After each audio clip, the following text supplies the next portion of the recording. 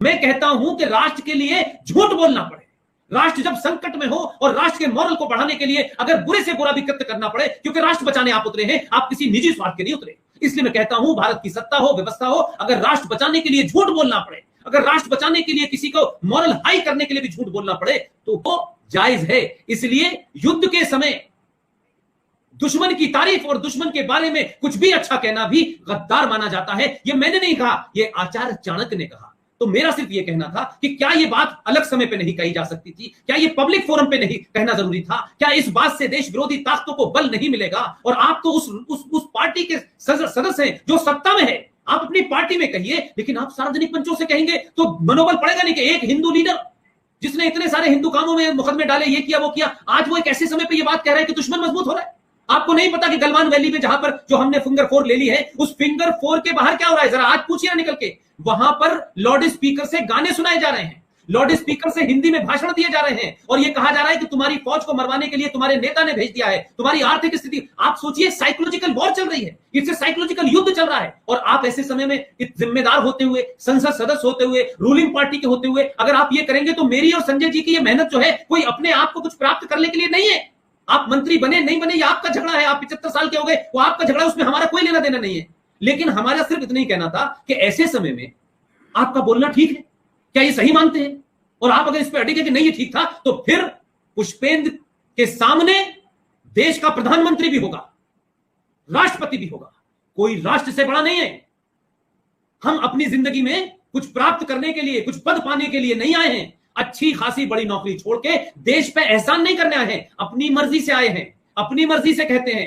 किसी से पूछा नहीं पिछले 10 सालों में हमें क्या करना है क्या नहीं करना है, नहीं पूछा हमने। किसी राजनीतिक दल के पास नहीं जाते, किसी पार्टी का ऑफिस नहीं जाते, 25 साल पत्रकार रह गए। लेकिन आज हम जिस लड़ाई को लड़ रहे हैं, जिसमें आम आदमी खड़ा हुआ है, ऐसे में एक ऐसे जिम्मेदार आदमी को यह बोलना चाहिए था। चाइना में वो खबरें बनी, ग्लोबल टाइम में वो खबरें बनी, वहां के टेलीविजन ने दिखाया गया, तो फिर इसके अंदर और जफरुल इस्लाम में फिर फर्क क्या रह गया? इसलिए चीजों को समझिए, न किसी का विरोध है, न किसी के खिलाफ हूं, और मेरी क्या हस्ती है मैं उनके खिलाफ हूंगा, मेरा क्या लेना देना है? वो कहां है? और मैंने बात ये कही थी तो नाम तक नहीं लिया था मैंने उनका। बहुत सारे लोग हैं, लेकिन ये प्रश्न जो है आपका, आपको अगर ऐसा लगता है तो आपके मन में इस तरीके का कोई भाव नहीं होना चाहिए। और जहां तक लड़ाई की बात है, मंदिरों के ऊपर लड़ाई जो है, हमारे साईं दीपक साहब कोर्ट में जाके लड़ रहे हैं, और भी लोग लड़ रहे होंगे, मैं ये नहीं कहता। 35 पे हम अकेले ने लड़ाई लड़ी, हमारे कई साथी थे, लेकिन ये क्रेडिट का मसला नहीं है। और क्रेडिट का मसला तो जब होता है जब कुछ पाना हो। मुझे कुछ पाना वाला नहीं है भाई।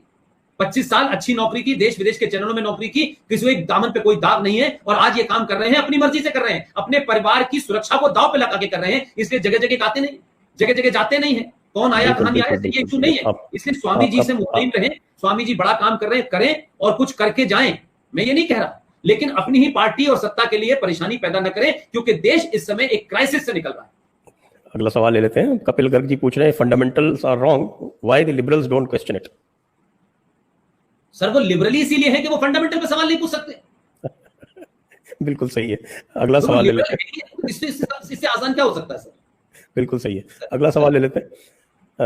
नवनीत बरुआ जी पूछ रहे हैं, do suggest some good Hindi translations of Quran and life of Muhammad, as William Muir is very hard to find. Always been a supporter of Kulshresh ji. देखिए, कुरान जो है वो आपको हिंदी भाषा में मिल जाएगा, कोई उसके लिए बड़ी बात नहीं है, बहुत आसानी से मिल जाएगा कुरान, कोई मसला नहीं है। कुरान मेरे पास है, और इसकी कोई बहुत आप महंगी कोई कीमत हो ऐसा भी नहीं है। और इस वक्त तो एक सिम्मी नाम की संगठन था जो अलीगढ़ यूनिवर्सिटी में बना था, और शाही जनाब उसके प्रेसिडेंट थे। मुझे याद है कि जब मैं अलीगढ़ यूनिवर्सिटी चला था तो 4-5 कुरान लेके आया था, और वो सिम्मी नाम की जो संगठन शुरू में था, बाद में वो क्या हुआ और आप तो पीएफआई में कन्वर्ट हो गया है। वो उन लोगों ने क्या किया कि दुनिया भर में अलग अलग लैंग्वेजेस में, भारत में जितनी भाषाओं में है, उसमें कुरान को छापा और बंटवाया। अब सवाल ये था कि कुरान को बंटवा दिया, अगर आप उसकी जब तक रूह को नहीं समझेंगे तब तक आप उसको पकड़ नहीं पाएंगे कि क्या कहा जा रहा है। जैसे अगर कोई कहते कि आप तो बहुत ही बड़े अहमक है, तो आपको लगेगा कितनी अच्छी पदवी दी है, मुझे कितना बड़ा कहा गया है। तो अहमक का मतलब होता है बेवकूफ, तो आप बड़े हैं और आप बहुत आला दर्जे के अहमक हैं, यानी आपके बेवकूफ होने में भी आपका आला दर्जा है। तो उर्दू में बहुत कुछ ऐसा कहा जा सकता है। तो कुरान अवेलेबल है और इसको आप मंगा सकते हैं। मोहम्मद फारूक साहब का लिखा हुआ है, 2019 का ये एडिशन है, और मकतबा अल हसनात दिल्ली में आपको मिल जाएगा, और सर सैयद अहमद रोड बनी हुई है, और वहां पर दरियागंज में है। आप इसे ऑर्डर करके मंगा लीजिए, और इसमें सारी चीजें हैं। और इसी को पढ़ करके मैंने इसमें से ये 24 आयतें निकाली हैं, और ये 24 आयतें वो हैं जो 31 जुलाई 1986 में भारत के अंदर दिल्ली में एक मजिस्ट्रेट कोर्ट थी, उसमें जस्टिस ZS लोहा साहब ने कहा था कि जब तक ये 24 आयतें रहेंगी, ये देश के अंदर दुश्मनी फैलाती हैं, द्वेष फैलाती हैं, हेट्रेड पैदा करती हैं, ये अपने साथी देशवासियों के खिलाफ गैप पैदा करती हैं। जब तक ये रहेंगी इस देश में शांति नहीं हो सकती। लेकिन मुसलमानों ने उन्हें चैलेंज नहीं किया और तब से ये ऐसी रखे कि वो चैलेंज कर लेते तो देश में और पता चल जाता कि है क्या। लिहाजा आज वो एक आदमी है जो हाफ पैंट में फुल टाई लगा के घूमता रहता है, गोल टोपी में, और जिन्हें क्या क्या अंग्रेजी में बताता रहता है, वो भी यही कहता है कि भाई सूरह नंबर 9 की 5 आयत में कहा गया है कि जो मुशरिक है उसे कत्ल कर दो। आप अगर जाकिर नाइक पे भी यकीन नहीं करना चाहते तो फिर कुरान पढ़ लीजिए, यकीन मानिए कुरान पढ़ने के बाद आप जो है उसामा बिन लादेन ही बन सकते हैं और कुछ नहीं बनने वाले।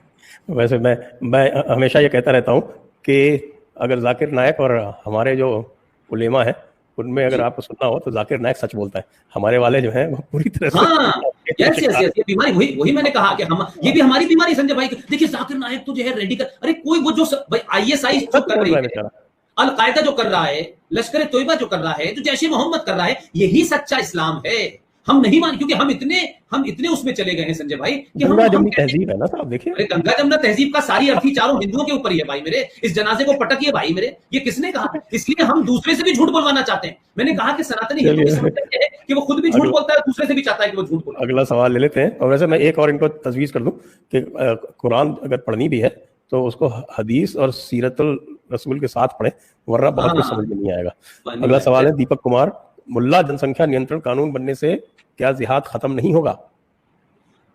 देखिए मैं फिर आपसे कह रहा हूं मेरे भाई, भारत के शूरवीरों, सनातनियों, अखंड भारत की चाह रखने वाले, सनातन को बचाने वाले अपने अंदर से एक बीमारी निकालें कि कानून बनने से देश बचने वाला है, कि कानून बन जाएगा फिर पुलिस आएगी। आज पुलिस है, रेप का कानून है, सारे कानून है भाई। लेकिन क्या मुझे बताइए, दिल्ली में दंगा कानून से रुका? बंगलौर में दंगा कानून से रुका? कश्मीर में 2500 मारे गए कानून से कुछ हुआ? ये भीड़ तंत्र है। आप जब तक कानून बनाएंगे और कानून नाफिज करेंगे तब तक तो वो 50 क्रॉस कर चुके होंगे। आप किस गलतफहमी में हैं? और सरकार कहां कहां टॉर्च लेके ढूंढने जाएगी कि ये तीसरा है या चौथा है? कहां कहां पता करेगी?